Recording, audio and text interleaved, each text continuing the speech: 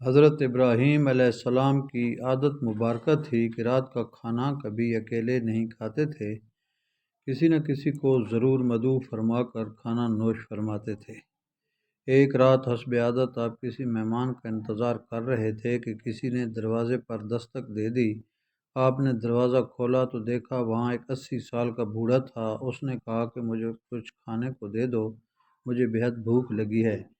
حضرت ابراہیم علیہ السلام نے خوش ہو کر فرمایا، مرحبا مرحبا۔ اس آدمی کے ہاتھ ایک سامنے کھانا رکھا اور کہا، بسم اللہ کیجیے۔ وہ بوڑھا بولا، میں بسم اللہ نہیں پڑھوں گا کیونکہ میں مجوسی ہوں۔ حضرت ابراہیم علیہ السلام نے غصے میں آ کر کہا، کھڑے ہو جاؤ، میں مجوسی کے ساتھ کھانا پسند نہیں کرتا۔ بوڑھا چلا گیا۔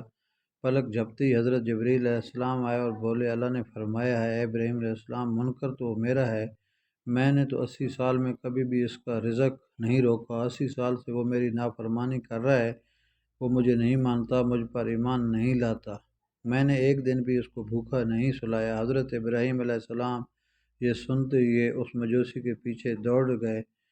علیہ السلام نے فرمایا کہ اس بندے نے مجھے معاف کر دو اور میرے ساتھ چل کر کھانا کھاؤ، آپ کی وجہ سے اللہ مجھ سے سخت ناراض ہو گیا ہے۔ مجوسی بولا، کون اللہ؟ آپ علیہ السلام نے فرمایا، وہ ذات جس نے ساری کائنات کو پیدا کیا ہے، اللہ ہے جس نے ہر چیز کو ٹھیک کیا ہے، اللہ وہ ہے جو تمام مخلوق کو رزق دیتا ہے، جس نے تجھے اور مجھے اب تک زندہ رکھا ہوا ہے۔ مجوسی حضرت ابراہیم علیہ السلام کی یہ بات سن کر رونے لگا اور کہنے لگا، تیرے رب کہ اے اللہ کے بندے، تیرے رب کا تو اخلاق بہت اچھا ہے، تو عظیم ہے، میں اتنے پیار کرنے والے عظیم رب پر ایمان لاتا ہوں۔ اس نے کلمہ پڑھا اور ایمان لے آیا۔ عزیز دوستو، ہمیں نفرت گناہ گار سے نہیں بلکہ اس کے گناہ سے کرنا چاہیے۔